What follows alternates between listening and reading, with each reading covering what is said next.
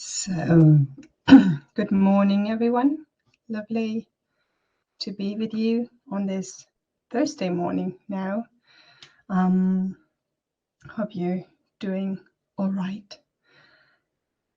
We're going to talk about action today. We're going to talk about clinging, craving, push, pull, and action.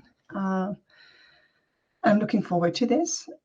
And just before the usual short framework, you see the chat box and lovely hellos and where you're from, and feel free to share with each other there. Go there also if you have any technical issues and problems, and just let us know. Someone might be able to help out. And in the end, just as we did in the past couple of days, please feel free to share your experience, the struggles, the challenges, as much as that which went well and was beneficial. It's really lovely to connect with you and have this human-to-human interaction, connection. Everything you say, everything you write is really a contribution, which gives us a broad sense of what it means to practice this as a human. Okay. Well, and then I'm gonna talk for about 15 to 20 minutes today. Then we're going to practice, meditate on the theme of the day, and afterwards there will be 10 to 15 minutes of sharing. Okay. Finally, at the very end, I will show a slide which George gave me, where you find a link for donations. You know, these sessions are donation based, and if you can support Sangha Life to continue these sessions, and myself with whatever is an appropriate amount or contribution for you right now, we would consider ourselves to be very happy. So thank you for that. Great. So much for the usual introduction, and now let's come to one important aspect of our practice. We talk a lot about being mindful and to observe and to watch and to be with, but of course the active part, the action part, is as important in our lives as the receptive being with accompanying part is. Yeah, we are all drawn to action. If we don't act, we decide not to act. That is an action. I would consider that to be an action as well. If you look to the Eightfold Path, which the Buddha, an image, a framework the Buddha also, which we will come to in our next week, there is so much about action. Yeah, so much about being active in this life. Now, this might sound beautiful, but in the context of our theme this week, the clinging, the contraction, the urge, the push and the pull, we might notice a slight, small challenge here. This clinging, this urge, this push and pull, this is calling us into action already strongly. And maybe this teaching on letting go of and dissolving, taming, containing this push and pull puts us in front of a really big question. And the question might be, what place am I acting from? And with action, I mean as much the physical doing, as much as the language, the speech, and the thoughts. That is a lovely little practice for everyday life.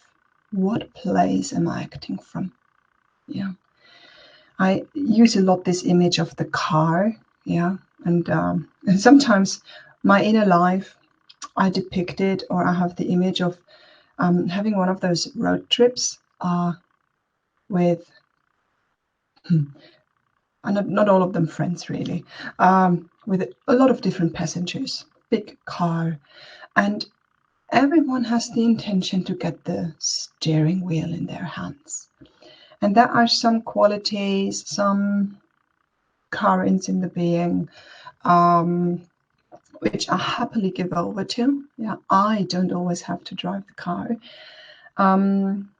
Some qualities I really can trust. I know from my practice, I can trust. If they have the steering wheel, actions will, of voice, of body, of even of thinking, will be stimulated, which I feel okay with. I would call them wholesome, I would call them skillful, I would call them contributing to peace and open-heartedness and joy and serenity and all these things, calm, steadiness, clarity, you name it.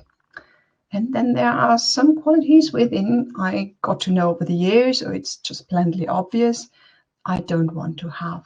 I want to hand over the steering wheel. Yeah, I don't want them to be the captain of the ship, to be honest.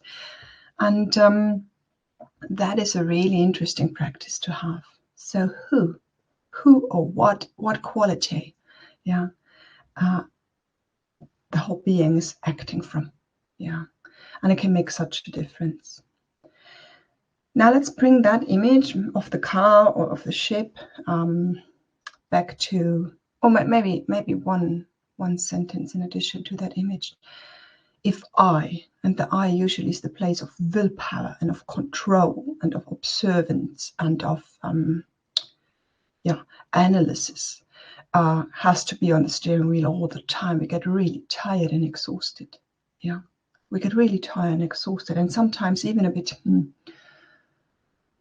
anxious. Yeah, I have constantly to check what is going on. Yeah, it's very lovely to know a couple of skillful, lovely qualities within, let's say, a sense of being guided by a sense of care, for example, and to allow the sense of self to gently dissolve or lean back into the sense of care and say, well, I'll let you do the job. Yeah, dear care, you know what is best. I don't have to be so much in the foreground all the time.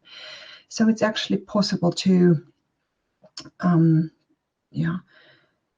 reduce this sense of self-reference a bit with this image as well. Okay, that being said, let's look into the clinging and the urge and the push and the pull again. Yeah, we talked about this tanha, this contraction within the being a lot this week. And if you observe that, you will notice that this contraction in the being, it's not by mere chance called push and pull, and contraction and urge and drive and hunger, because you might notice this leaning forwards, this impulse to experience something else, to change, to fix, to improve, to move away from, to move towards, to. There is, even on a somatically felt level, an unpleasantness. Being right here, right now, right this version of what I perceive to be myself, yucky, yeah, unpleasant, don't want to stay here. And there is an urge, a pull, a drive, which propels us into action. Need to change that. And thus we are the unpleasantness. Sometimes it propels us into action. Yeah, can't hold this, don't want to be with that, let's do something about it. Yeah. That can manifest in all sorts of ways. That can manifest as worry. Yeah. Ooh, what is this tightness in my chest? I bet that is the residue of some past intense trauma. Yeah, the mind starts to worry a lot about that. The more we worry, the more meaningfulness this gets, and the story grows bigger and bigger. And now all of a sudden, this is unbearable. Yeah, this is unholdable. We need to do something about that. Yeah, and if only distraction. Yeah, if only distraction. Clinging, tanha, can create a lot of meaning making in the narrative, a lot of story creation around a sensation there. Other example, having just a slight sense of what is it? Boredom. Yeah, nothing a lot going on. Yeah, or on a meditation retreat, that happens so usually. Yeah, people sit there, mind doesn't get enough sensory input. The mind starts to get bored. It's like coming down from this overstimulation, and that can be a hard process at times for people, for myself as well. And the mind gets bored. It's used to other levels of stimulus. So now it goes, oh, what could we do? I need to go to the bookshop. Or people tell me, I want to go for a run. I want to go for a walk in the forest, but I'm not quite sure if it's allowed. By the way, on all my retreats, you can go running and walking. But people have this slight sense of, oh, should we do something else? So I might be sneaking out in the middle of the night to get my running shoes to get that done. Yeah. And the mind starts to create a whole plan around that. So action plans, a lot of the time, action plans to get rid of that. And all propels off from this meeting point with the unpleasantness. Yeah. From this meeting point with the unpleasantness. Now, is this generally a bad thing? Of course not. Yeah, of course not. Of course, we are deeply, deeply invited to care for body, heart, and mind, for their sense of balance, their sense of well-being, their sense of settledness, groundedness, being nourished. You're very much invited to do that. But what place are we doing that from? Is it care? Because care, I would describe as something which is responsive, which is able to be in touch. If I care for another, one of the most important things I need to do is to really deeply listen. Yeah. Because else my care will come out from my idea and out of my assumptions and out of my image. And I'm not in touch with you. Yeah. I'm not really in touch with you and what you're going through and what your needs are and what I might be able to contribute to your situation. So part of caring work is really to deeply listen. Yeah, deeply listen to the other. The other form, modus operandi, is called reaction. Yeah, touched by the unpleasantness, propelled off into reaction. It goes quick as the snap of a finger. That is what it usually does. So if there is an unpleasantness, am I able to respond rather than to react? And can I be part of my practice, especially around this whole theme of tanha and clinging? Can part of that be to learn the difference, not only up here in the intellectual department, but on a physical level, on a somatic level, to learn the difference between response and reaction. In a response, for me, there is less haste.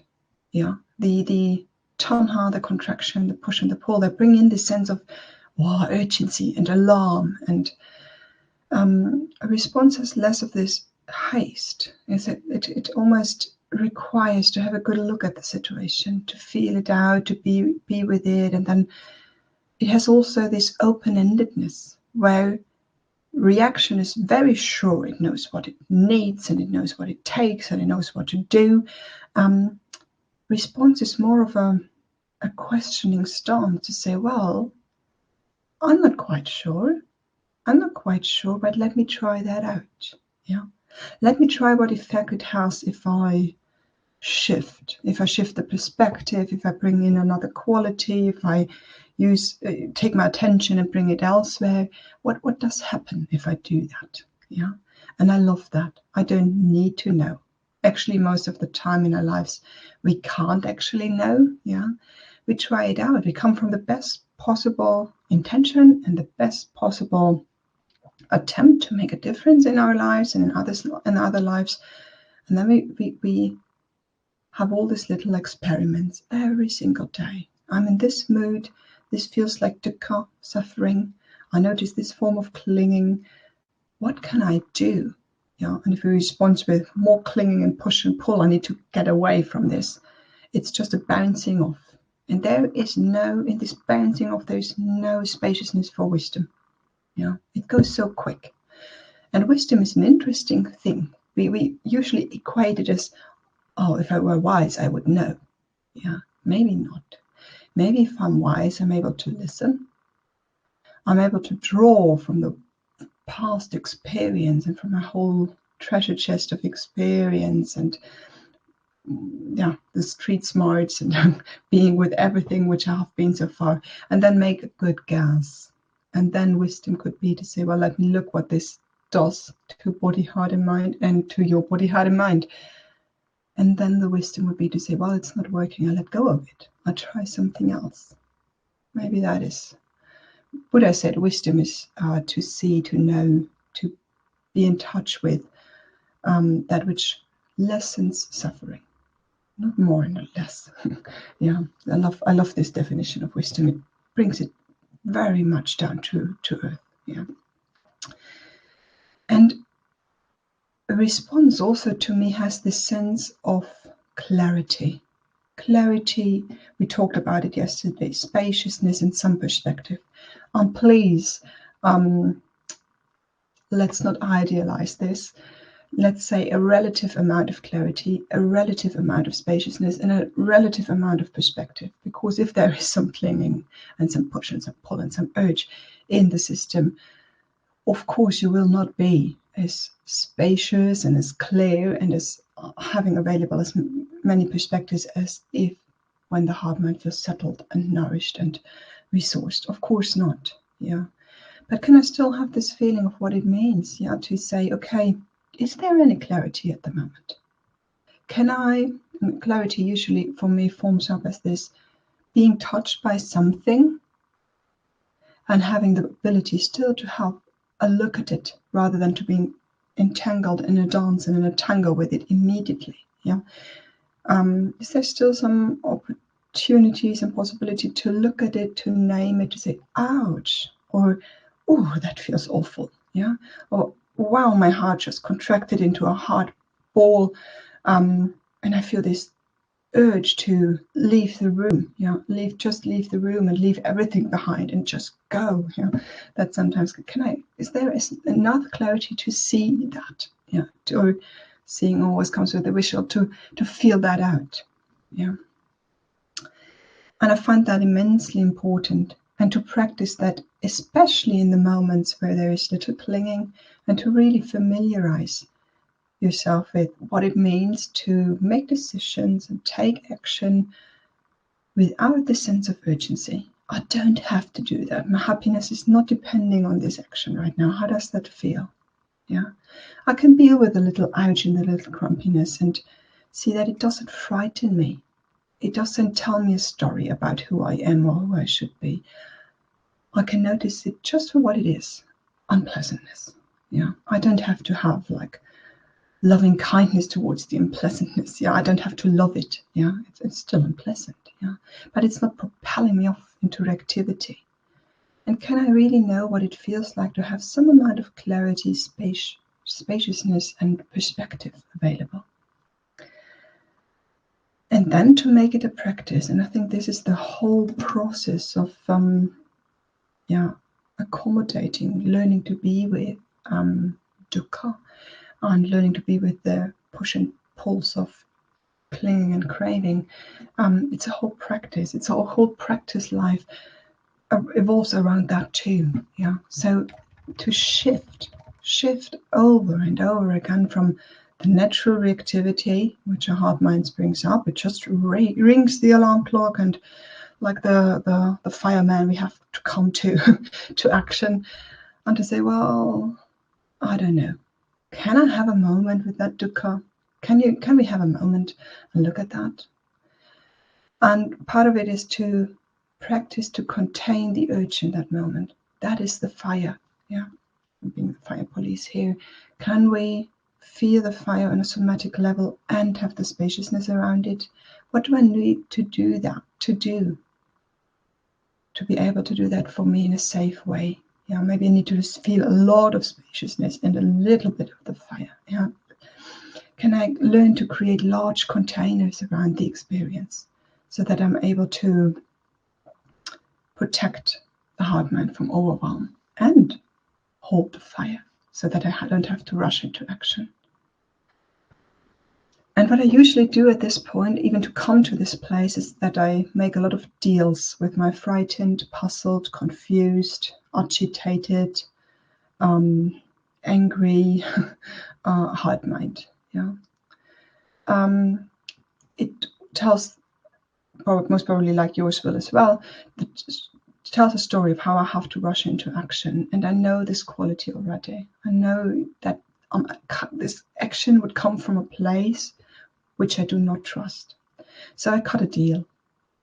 If I can, I cut a deal, saying, well, dear heart mind, I know this feels awful at the moment, just like this, for example, just taking a moment of feeling rejected, yeah.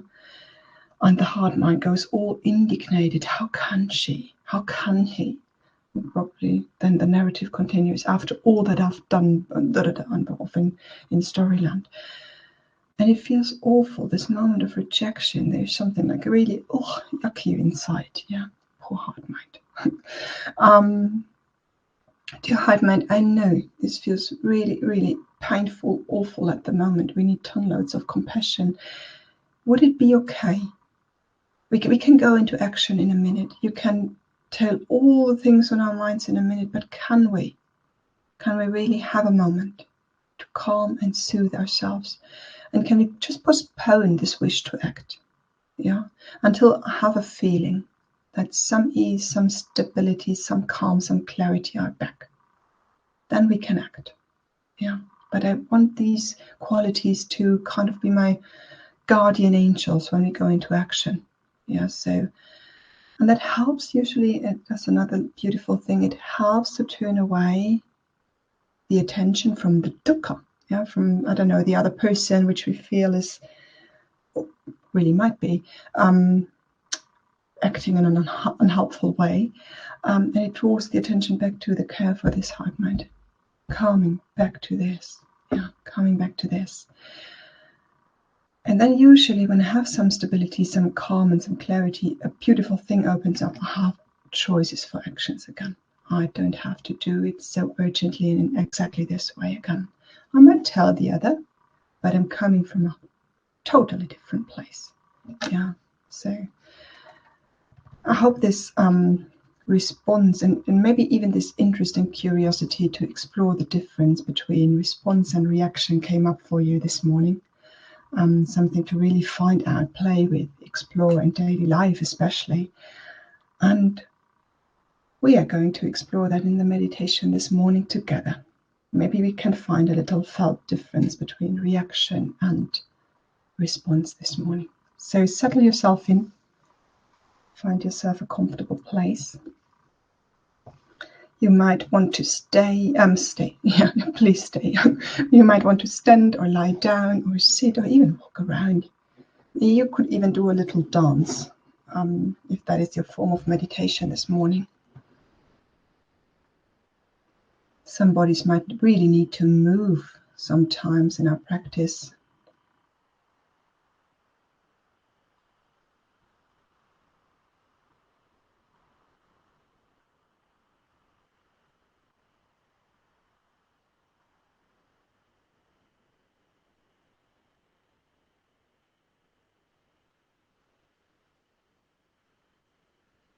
And we wish to dedicate this meditation to this difference between reaction and response. So we're going to do a couple of little experiments this morning.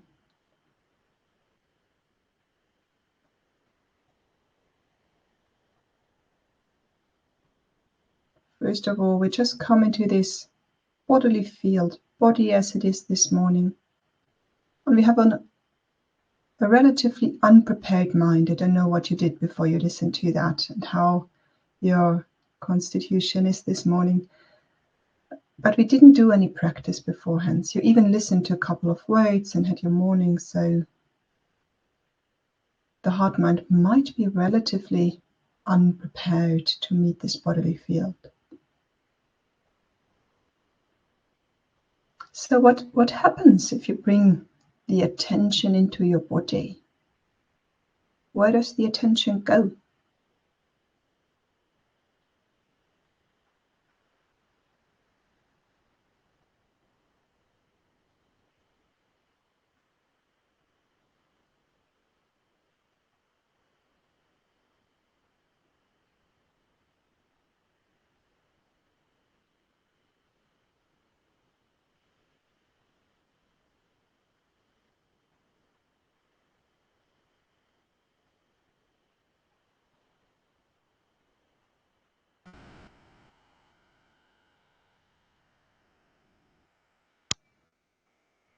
might totally not be in your body this morning. Off on some thought track. Just notice. We just really want to explore and be curious this morning.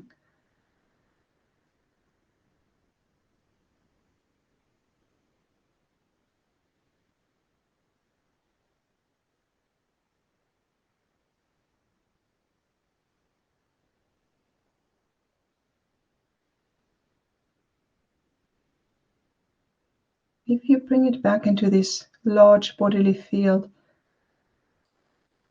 what sensations, what experience, physical experience does it naturally, almost naturally pay attention to?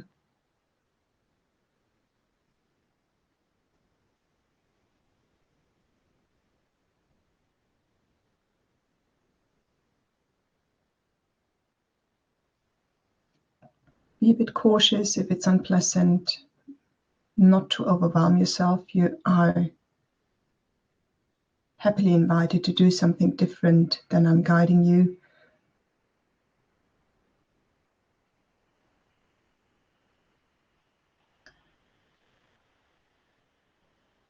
So if you come to some experience, if you notice the mind is drawn to this or drawn to that, or it's just hopping around,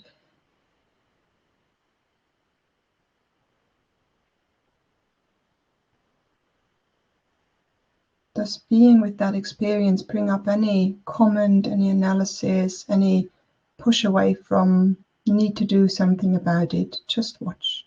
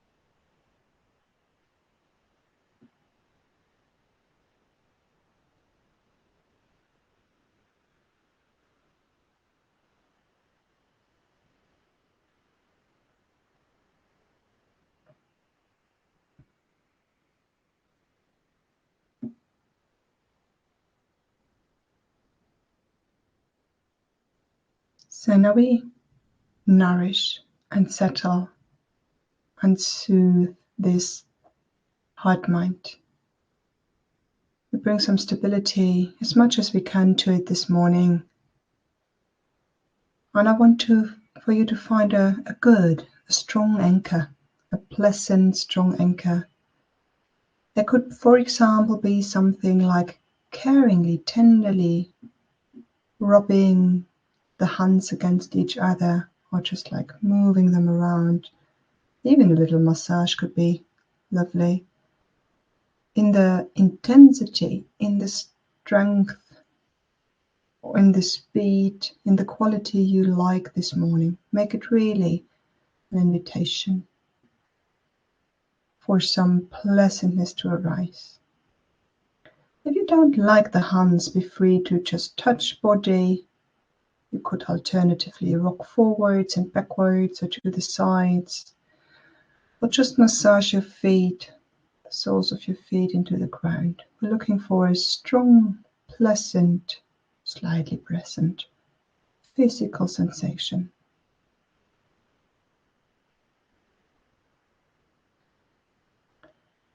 If bodily sensation is not your thing this morning, please open up the eyes and look at something in the room which gives you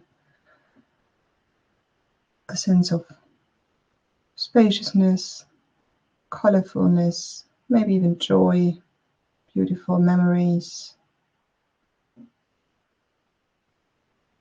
sense of being safe, relatively safe.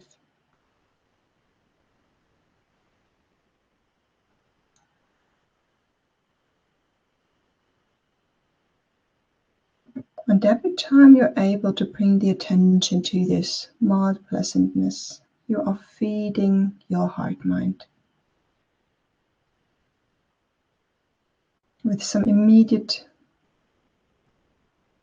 experience which is contributing to a sense of groundedness, support, nourishment.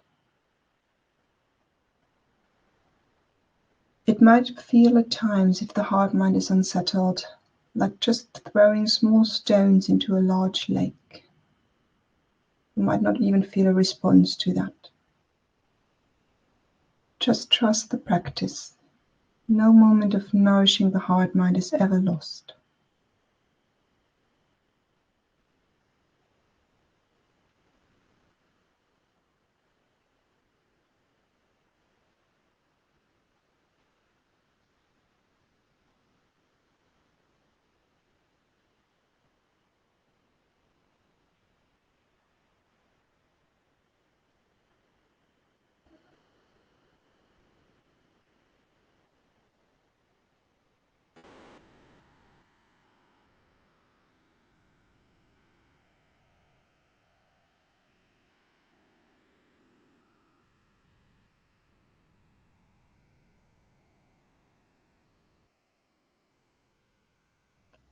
Don't force the body to be still if it doesn't want to. It can rock and sway. It can gently twist and move.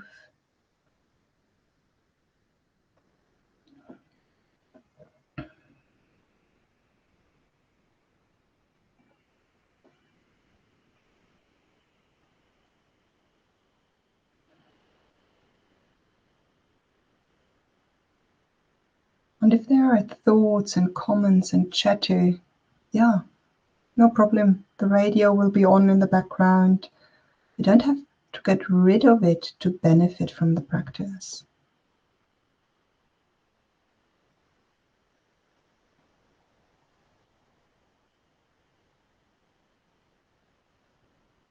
Or just allow the slow animal of our body some time, some patience with it, for it to feel well and safe and a bit nourished. It might take some time for it to sink in.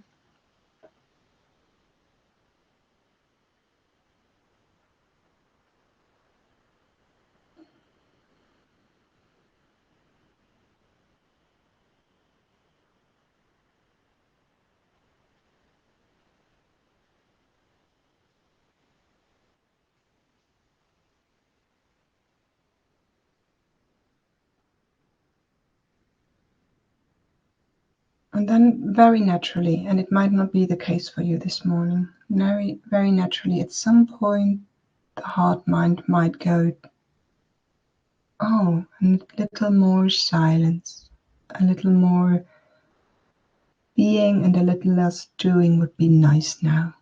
Just wait for that moment. And if it comes, find yourself a suitable place, experience to cradle the attention. Can be breathing, could be hands in hands or feet on the floor, could be any other experience available right here, right now.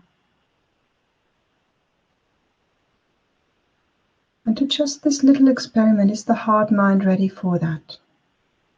Ready to settle into some experience?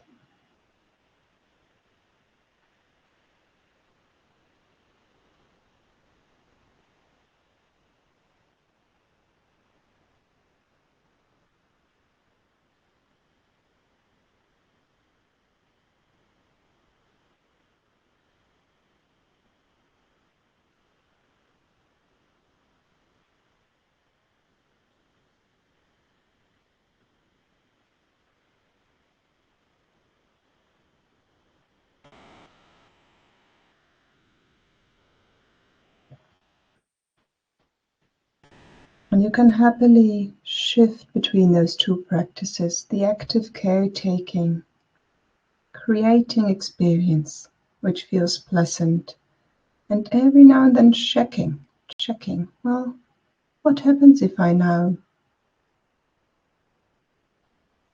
offer a nest for the attention, to say, come here, this is mildly pleasant, this is safe, this is okay, come here.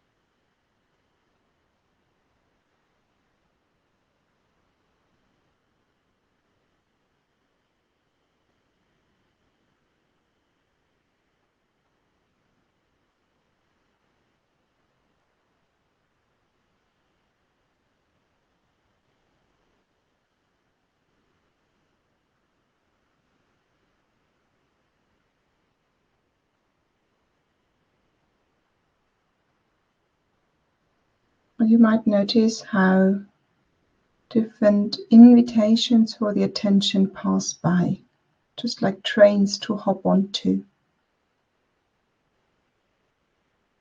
And very much dependent upon the quality of the heart mind this morning. The heart mind, the attention will be able to stay in the nest, or is drawn to hop on that train and ride off into the distance for a while. Can you just see how you are not deciding that?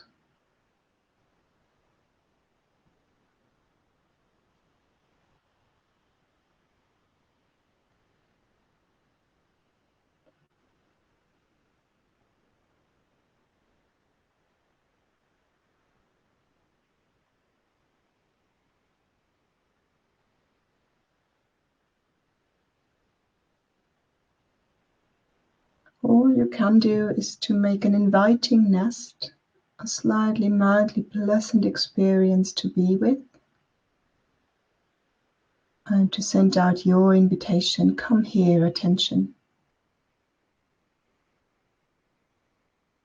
I shall reward you with an extra nourishing inhale and exhale. Feel that out.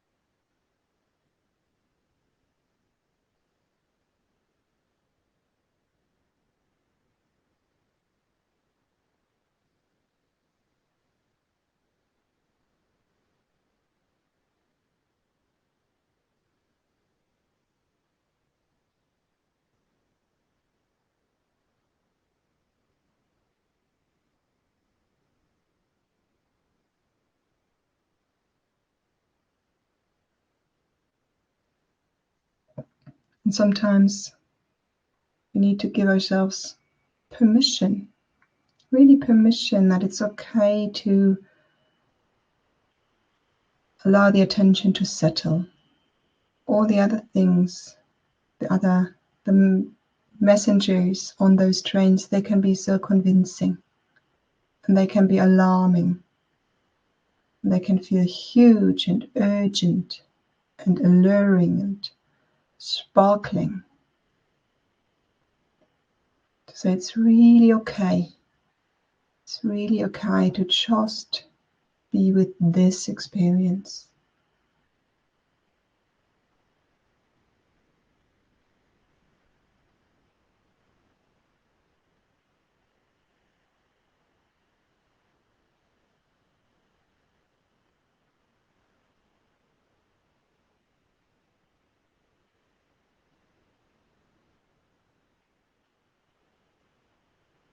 And maybe to cut a little deal with the heart mind right now, to say, you know what?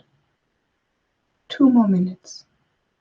2 more minutes. That's it. Can you give me 2 of your precious minutes to really settle in to this mildly pleasant experience of, maybe just sitting, just breathing,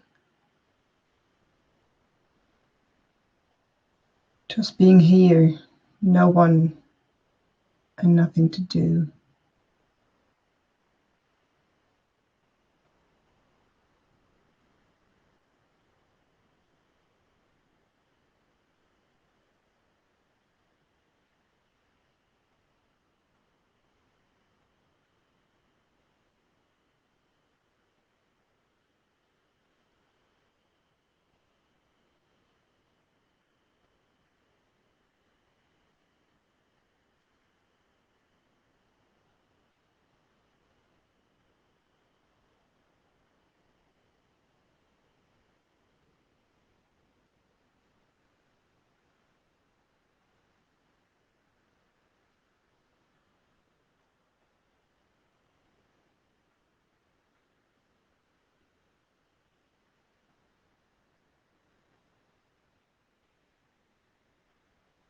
And now we say thank you.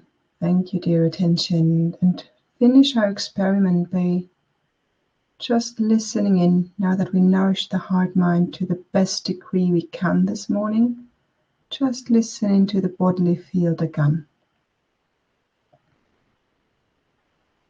And just watch what your mind is doing now.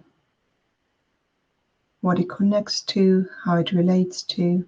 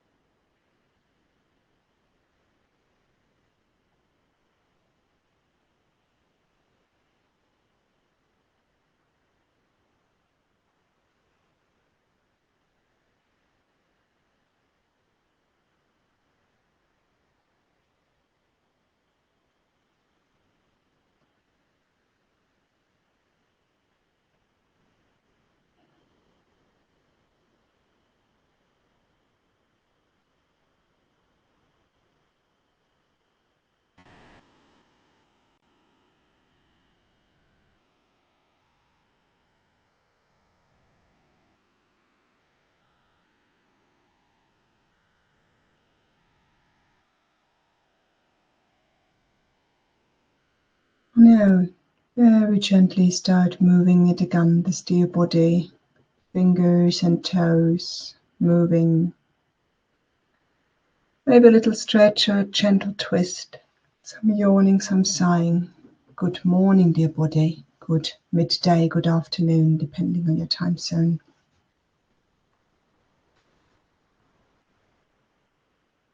And take your time. No rush here. And only if you feel like it, and when you feel like it, you then come back to the screen.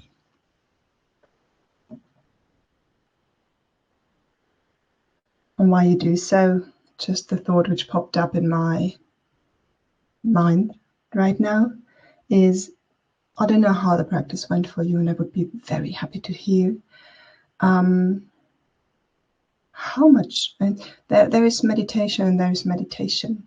And isn't it depending in the degree to which it can be beneficial very much upon the quality of our heart minds? Yeah, so I don't know how the experiment worked for you, but I could feel a noticeable difference between the first time looking into the bodily field and the second time. So what happens if we meditate with a mind which is not prepared to just observe? Maybe we can't even do that, just observe. We need to prepare the mind to have some spaciousness, some groundedness, some ease to even do that. Yeah. Okay. Now it's time for you to share your experience, and I would be very curious to hear what came up for you, how that little experiment worked for you, what did not work for you, or anything which came up during the talk or the week so far. I'd be very curious to share with you.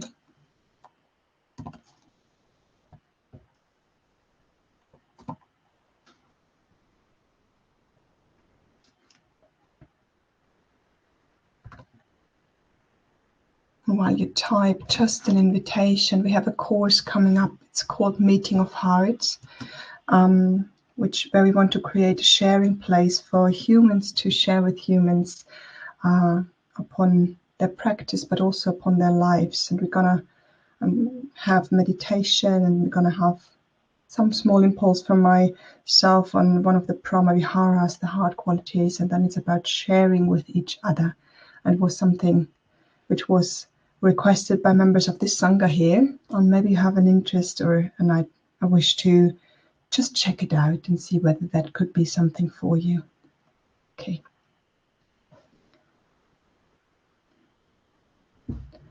Now,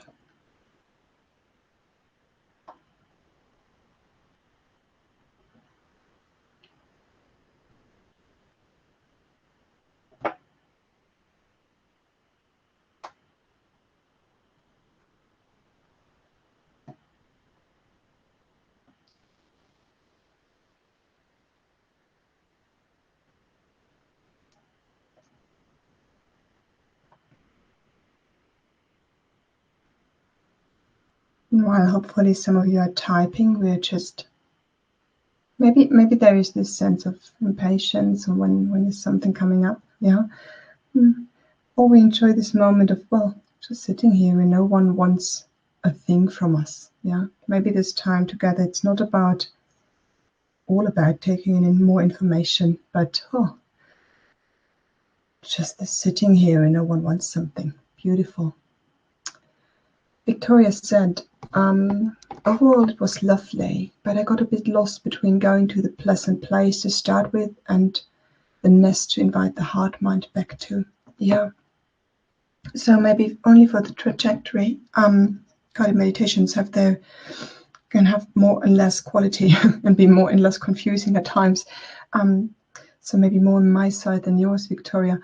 The idea was to first create actively a pleasant experience, like rubbing the hands, or you could even have an image close or just look around in the room and actively feed something, consciously feed something in. That is action, yeah. That is, and if it would take too long, it would be perceived as work. And there will be a natural breaking point where the heart mind says, yeah, less would be nice, and then just offer it something. And sometimes you offer it something and it very quickly bounces off, 1.5 breaths, and it's off again. Okay, more feeding, more nourishing, more showing beautiful spaciousness, groundedness, earthness, yeah, whatever it is. And then try again. And that is, for me, a very natural way to settle into some form of collection, gathering, samadhi even. Yeah. And then the experiment would be, if I have this samadhi quality, the heart mind is starting to get collected, I can already perceive how that makes all the difference in the world when I look at experience. Yeah, it's not so easy for experience to pick in their hooks and pull the attention away. The mind goes like, oh yeah, but it's so nice here. Do I really have to get on that train? No. Yeah. So that would be the trajectory of this form of meditation. Thank you. Penny is writing, surprising for me that offering kindness in this way felt real and comforting. Beautiful, authentic kindness. Yeah, we can offer our heart minds a lot of kindness, and it's not really taking it. Yeah, it's not felt authentic. And to say beautiful, just remember, yeah, that this felt in this way, in this manner, felt authentic. Can I continue to play with that? Laura is saying, boredom is something I haven't felt in a long time, but yesterday was home alone all day. I take much comfort from meditating, doing Qigong and other activities, but boredom overwhelmed me, so nothing seemed interesting anymore. Even a Zoom with friends, how can I deal with this? Yeah, maybe just this lack of activity, this lack of input, this lack of roles, and others needing you to do something for them, and just this falling away of that. It's just almost like heart mind not used to that, and it might even feel disorientating for the heart mind a bit. So then usually we have some time, we try to fill it with activities. What the heart mind actually wants to maybe is some pause, some rest, some more calm, but it can't quite go there because it feels so unsure in this open space. So literally, and I'm very sorry about this, Laura, but the only thing which comes to my mind is to allow the process to unfold, and that is linked to this nasty little word with P, which is patience, and to allow the process to unfold, to say, can I have some resilience around this boredom until and have a plan and have a beautiful day, and allow just the boredom to sit there and be a bit grumpy, yeah, and eventually maybe the heart mind will allow to settle into the doing less. Yeah. Try it out. Let me know whether patience helps. Heidi's writing, she started the meditation with a kangaroo mind and fidgeting body. Yeah, really helped using some swaying and rocking. Beautiful. I settled into a very calm, comfortable place. Wonderful, Heidi. Thank you for writing that, because that emphasizes one one more time how important the permission for our bodies to move can be in meditation. Really important. Yeah. If you have kangaroo mind and fidgeting body, sometimes standing up and do a meditative dance does wonders for me. Yeah, really does. Or like a huge moment of emotion.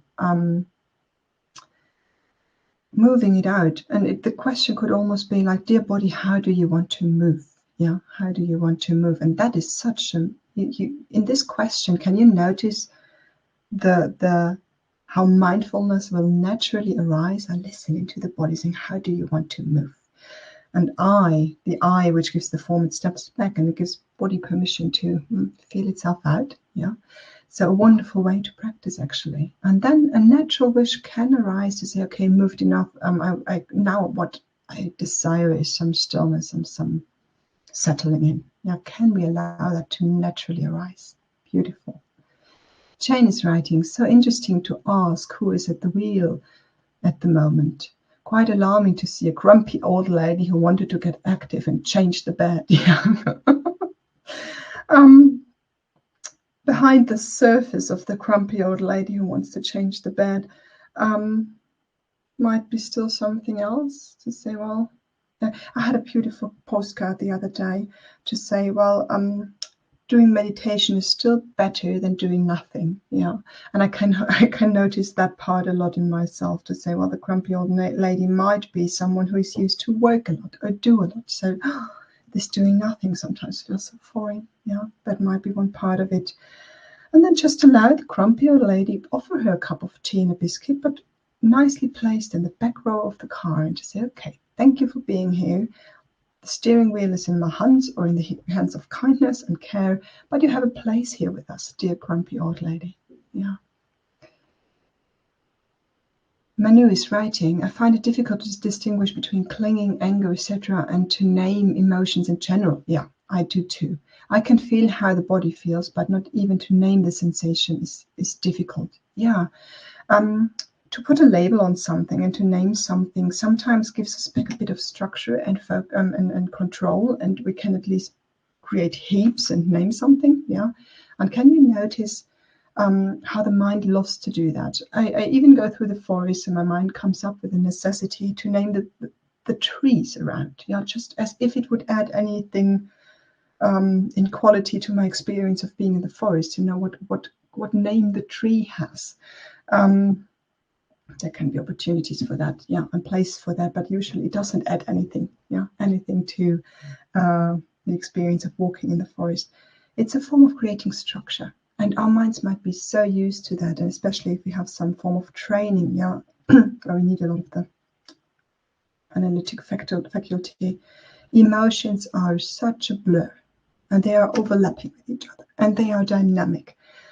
Oof, to name them, we usually are not very precise and can get very frustrated over that. And I know there are forms of therapy where they say, well, it's very important to talk about your emotions and to name your emotions. Can be a tool, and we need to be wholly aware of its limits. So is there something within Manu which is trying to do the impossible? Yeah. And you naturally notice some wisdom in the heart mind to say, well, actually, it's not that precise, and I can't fully distinguish between an anger and a sadness, for example.